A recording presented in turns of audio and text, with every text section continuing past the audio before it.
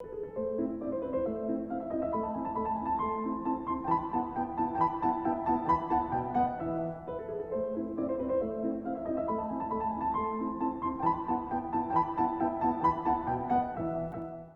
Andrés Bustos García.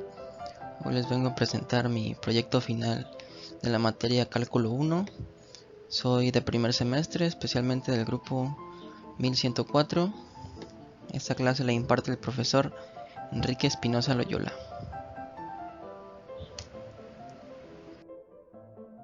Bueno, en este video se hablarán principalmente de 4 temas. El primero será el dominio, la imagen, inyectividad, sobreyectividad. Pero he querido agregar un tema más que será el codominio para hacer este video un poco más completo.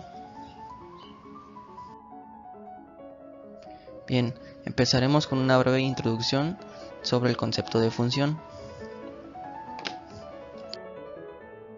Tenemos nuestra función f del conjunto x en el conjunto y.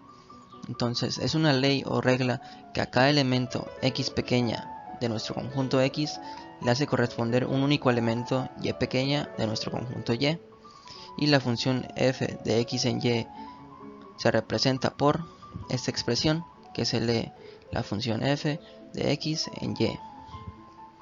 Y bien, tenemos aquí una imagen que nos da 4 ejemplitos, 3 de los cuales sí son función y uno el que no es función. Veremos el que no es función y por qué.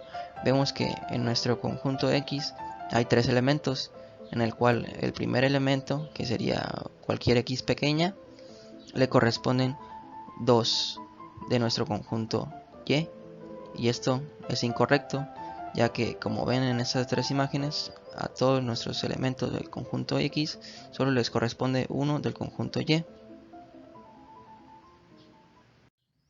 Bien, ahora veremos dominio, rango y codominio.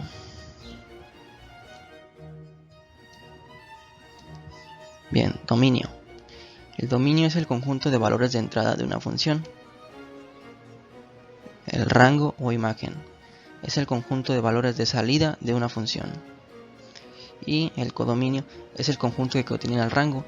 Esta imagen lo explica muy bien, ya que nuestro dominio, que es la parte que representa nuestro conjunto x, son los valores que nosotros le metemos a la función.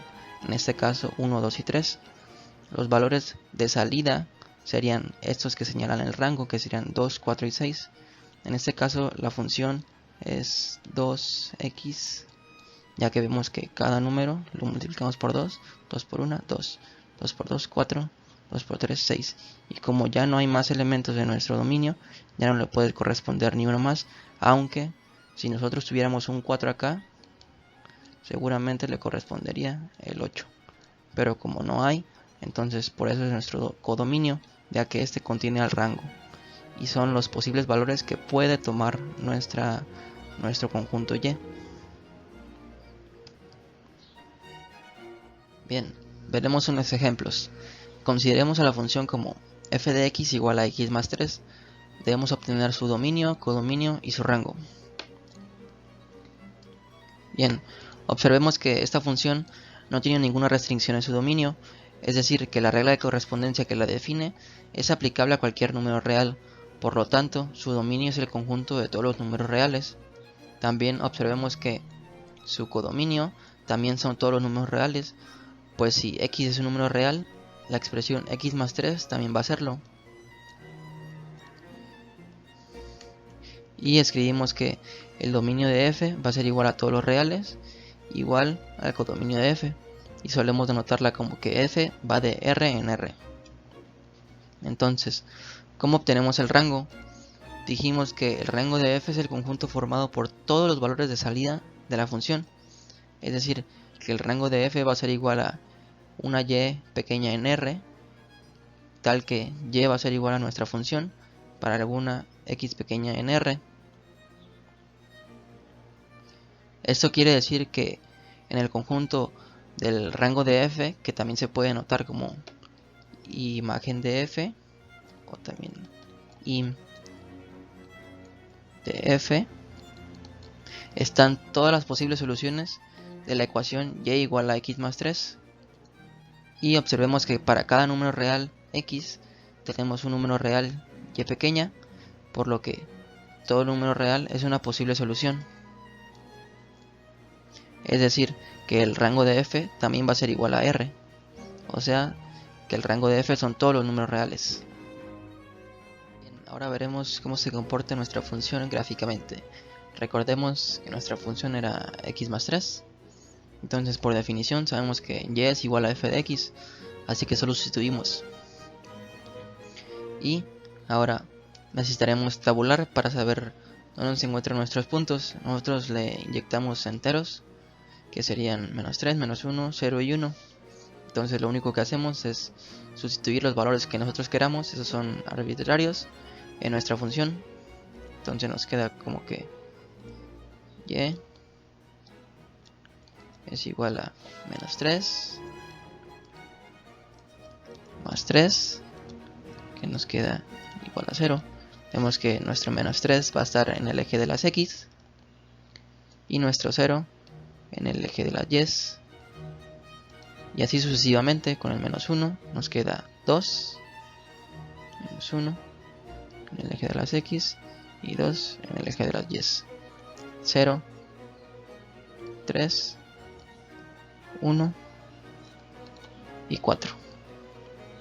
De esta forma podemos aproximarnos a la forma de la función, aunque no es muy recomendable con funciones un poquito más avanzadas, ya que algunas de ellas pueden ser muy engañosas. Bien, ahora consideremos a la función como g de x igual a 1 sobre x. Observemos que esta función tiene una clara restricción en su dominio, porque no es posible dividir sobre 0. Entonces 0 no pertenece a su dominio, porque si no la función se nos indeterminaría. Entonces, con los demás números reales ya no hay ningún problema, por lo que el dominio de g sería igual a todos los reales menos el número 0. En este caso también se tiene que el codominio de g va a ser igual a r. Entonces el rango de g, aplicando definición, nos quedaría como rango de g igual a y en r, tal que y igual a nuestra función, que sería igual a 1 sobre x para alguna x en r. Y en la ecuación y igual a 1 sobre x, se tiene que x sería la solución si solamente si x es igual a 1 sobre y. Aquí se tienen que volver dependientes los términos independientes e independientes los términos dependientes. Por lo que el rango de g será el conjunto rango de g igual a 1 sobre y, tal que y en r. Y observamos que aquí también hay una restricción, que sería cuando y vale 0. Entonces el rango de g va a ser igual a todos los reales menos el número 0. Veremos cómo se comporta gráficamente nuestra función g de x igual a 1 sobre x. Recordemos que g de x es igual a y. Entonces tabulamos y le metemos valores. En este caso y igual a 1 sobre menos 2. Nos queda menos 1 medio. Buscamos el menos 2 y el menos 1 medio. Aquí está. De ahí 1 sobre menos 1. Nos da menos 1. No podemos meter el 0 porque se nos indeterminaría. Buscamos el 1. 1 sobre 1 nos da 1. Y por último el 2. 1 sobre 2 nos da 1 medio. Bien, pasaremos a ver funciones, especialmente la inyectiva y sobreyectiva. Bien, pasaremos a hablar de la función inyectiva. Esta nos dice que la función f es inyectiva si cada elemento del conjunto final y tiene como máximo un elemento del conjunto inicial x al que le corresponde. Y una definición formal que vimos en clase sería: una función f que va de a en b se dice que es inyectiva si y solo si. Son dos cosas, son dos casos. El primero sería para toda a y a' en a tiene que ser diferente de a', entonces sus imágenes son diferentes. Esto es equivalente a decir lo contrario, que sería tus imágenes son iguales, entonces a es igual a a' para toda a y a' en a. Y vemos una imagen de ejemplo. Vemos que a esto solo le corresponde 1 y esta es inyectiva, y a este conjunto y le corresponden 2, por lo que no es inyectiva. Esto quiere decir que no puede más de un valor de x que tenga la misma imagen. Aquí tenemos un ejemplo y tenemos que determinar si la función f de x igual a 2x más 1 es inyectiva o no.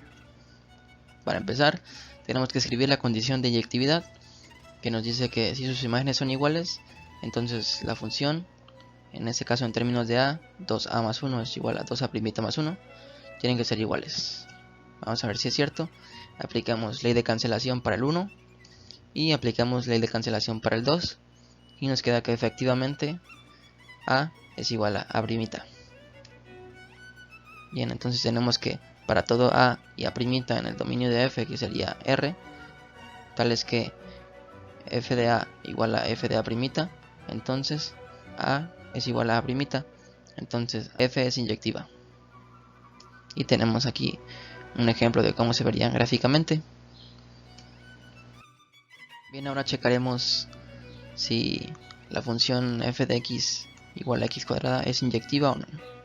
En esta vemos que hay un problema, ya que si tomamos a como 1 y a' como menos 1, las dos tienen de imagen al 1.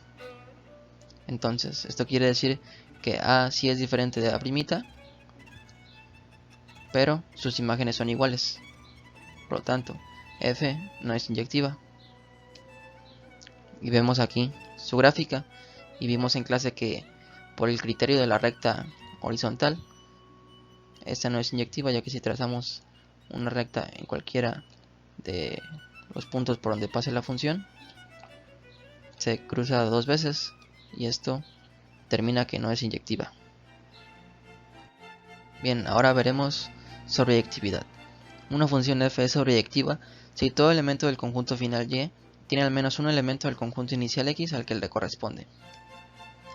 La definición que vimos en clase es una función f que va de a en b. Se dice que es sobreyectiva si la imagen de f es igual a b, o equivalentemente, para todo b en b existe a en a, tal que f de a es igual a b. Vemos aquí una imagen que nos dice que esta función es sobreyectiva porque a todos los elementos de y le corresponde al menos uno de x. Vemos aquí todas las líneas, y este no es porque el elemento 3 y el elemento 5 no tienen pareja. Entonces consideremos a la función f de x igual a 5x más 3. Determinaremos si es o no sobreyectiva. Primero aplicamos definición. Para todo b en b existe a en a, tal que f de a es igual a b. Entonces sea b en r, entonces b es igual a f de a. Si solo si, b es igual a 5a más 3. Y tenemos que despejar a. Entonces primero usamos consistencia para quitarnos el 3. Y consistencia inverso multiplicativo para quitarnos el 5. Lo multiplicamos por un quinto en ambos lados. Y nos queda que a es igual a b menos 3 sobre 5. Y vemos que a está en los reales por cerradura, ya que b menos 3 es real y un quinto es real. Entonces tomamos a igual a b menos 3 sobre 5. Entonces sustituimos nuestra a en f de a. Nos queda como que 5. Sustituimos a como b menos 3 sobre 5 más 3. Entonces f de a es igual a b menos 3 más 3, ya que los 5 se elimina. Y nos queda que b menos 3 más 3 es igual a b. Encontramos una a que al aplicar f de a nos manda a b. Entonces para todo b en b existe a igual a b menos 3 sobre 5 en r, tal que f de a es igual a b. Entonces f es sobreyectiva y la imagen de f también es igual a r.